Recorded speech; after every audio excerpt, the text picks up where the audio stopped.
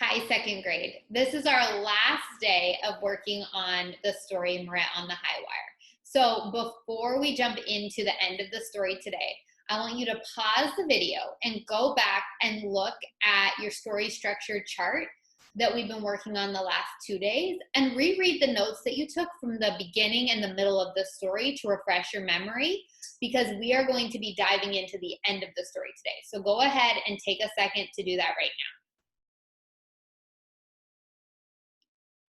Great. So hopefully you've had a second to look at the chart.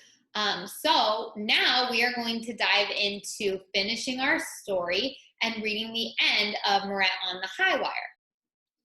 So today we're going to be focusing on the end of the story. When you reviewed your chart, you looked at the beginning and the middle. So the beginning we know is where everything is introduced. The middle is where things start to build. And the end is what we are going to be focusing on today. The end of the story is where the problem is solved. And it's also where the characters typically learn a lesson. So I want you to be thinking as we're reading today, how is the problem in this story solved in the end of the story, which we're going to read right now. That night, when the agent returned, Bellini was waiting for him. The agent listened to Bellini's plan with mounting excitement. "I'll take care of it," he promised. To himself, he added, "A big crowd will make me a tidy profit. What luck I just happened to be in Paris now." Bellini went out to find a length of hemp with a steel cord. He borrowed a winch and worked until daylight, securing the wire. The next evening, Mirette heard the commotion in the street. "Go and see what it is," her mother said. "Maybe it will cheer you up." In the square was a hubbub. The crowd was so thick she couldn't see. At first, that the agent was aiming a spotlight at the sky.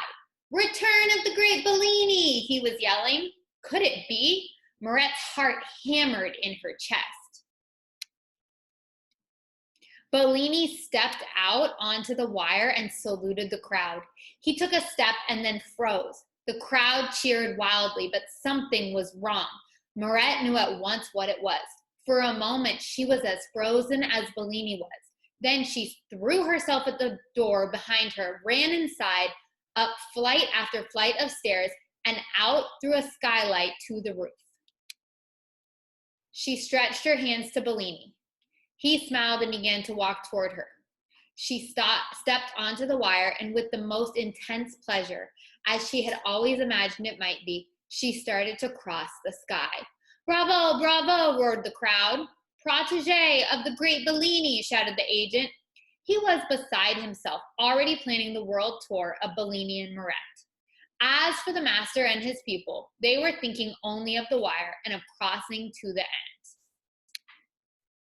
And we see at the end, there's a poster for Mirette and Bellini high wire walkers, or wire walkers.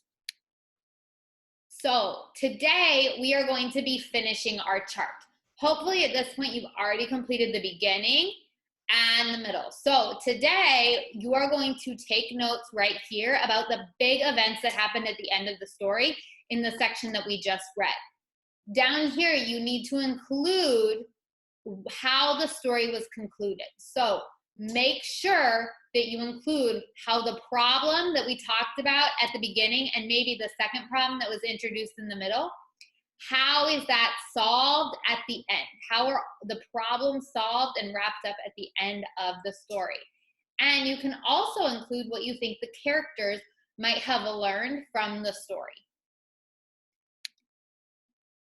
And before you submit it, make sure you check your work. So read over everything from the beginning, the middle, and the end. Make sure you've used complete sentences, that your writing makes sense, because this is going to be graded. So we want to make sure that it is work that we are proud of.